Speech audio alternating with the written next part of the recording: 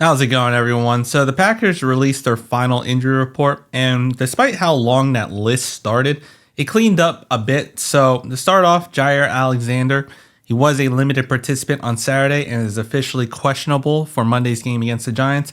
He has been listed as questionable the past 3 weeks, and he hasn't suited up yet so far. And I kind of don't expect him to suit up again. It'd kind of be a surprise to me because it seems like they're taking the super long approach with him, and he's not going to take the field until he's pretty much 100%. And if he's not good to go, that would mean, once again, Carrington Valentine and Corey Ballantyne would be the starters on the outside. Next up, we have Devondre Campbell, Josiah DeGuara, A.J. Dillon, and Rashawn Gary, who are on the injury report. They were full participants on Saturday and are off the injury list, so they're good to go. Along with Elton Jenkins, despite him being a limited participant, they did not give him a questionable or doubtful or out tag, so he's going to be suiting up and good to go.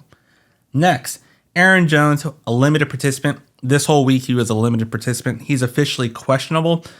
Even if he does come back, I don't see him assuming the starter role. They'll probably still rely on A.J. Dillon, and then Aaron Jones will spell in. But they're not going to make a decision until game time, most likely, to see how that knee is tested and how he plays. I think they should not have him play, considering it's an MCL injury, and we're going back to New York, and they're going to play on turf. So I feel like they're going to hold him out. So we're also going to kind of keep an eye out to see if the Packers call up a running back from their practice squad before game time. And that'll kind of give us a really good indication if Aaron Jones is going to be good to go, or if they even want to attempt him to be good to go. Next up, we have Keyshawn Nixon and Jonathan Owens. Both were full participants, and they are off the injury list officially.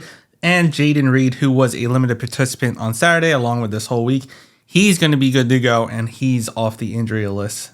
Next, Darnell Savage. He was a limited participant with a chest injury. He is currently questionable despite just coming back. It seems like he still cannot get fully healthy.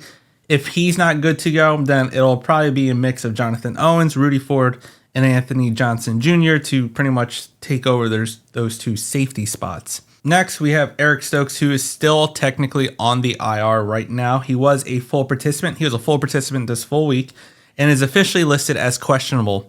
Now, they're going to have up until probably a few hours before game time to officially activate him off IR if they want him to suit up for this game. And if he does suit up, he won't be the starter at cornerback, and he shouldn't play any special teams, or at least a gunner like they did last time. But Matt LaFleur did say he could potentially see some defensive snaps. Next up, we have Quay Walker with that shoulder injury, didn't participate this entire week and is officially listed as doubtful.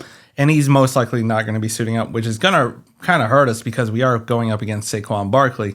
So in his absence, Isaiah McDuffie is going to get the start again. This is going to be his 7th start.